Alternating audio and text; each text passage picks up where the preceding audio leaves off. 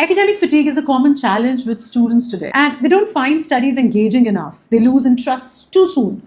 What is Navriti's take on this? New ideas from a new school. Here we celebrate ideas from the Navriti school. So one of the most memorable ideas is the idea of integrating diversified learning activities for the same concept in the classroom. So for example, the concept is firstly introduced as a story or observation or an experiment.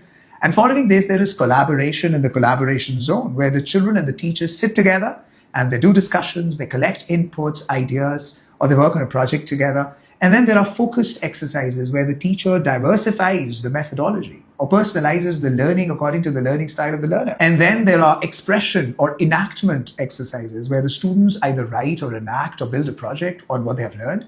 So the brain gets to advance through different learning states and different brain states. And the academic fatigue or exhaustion from studies, or the boredom is literally nullified. So teachers particularly become scared when they hear activity and play curriculum. They feel their load would hike. It is understandable when the teachers think about activities, they think they have to do everything now. They become the class clowns in a way. But at Navriti, the teachers are not just seen as syllabus deliverers. In fact, they're seen as facilitators. From the school side, they have very clearly laid out comprehensive documentation of the learning objectives. They have the teaching tools, the learning aids like flashcards or art and craft tools and exercises.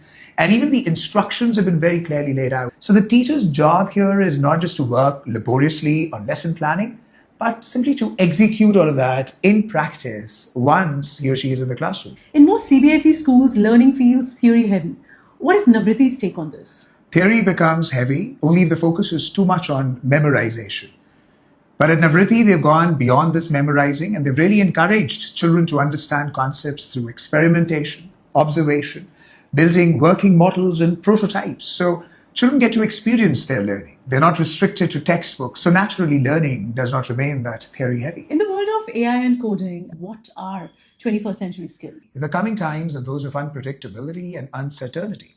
So the child needs human skills more than ever. The social skills, the interaction ability, the expressive ability, which altogether could help him in problem solving, collaboration, be emotionally resilient. Parents and teachers often worry about syllabus quantity. Won't activity-rich curriculum such as the one at Navriti make syllabus completion a bigger challenge? Syllabus becomes burdensome only if every year the child is exposed to or kind of forced to the textbooks back to back to memorize, to mug up.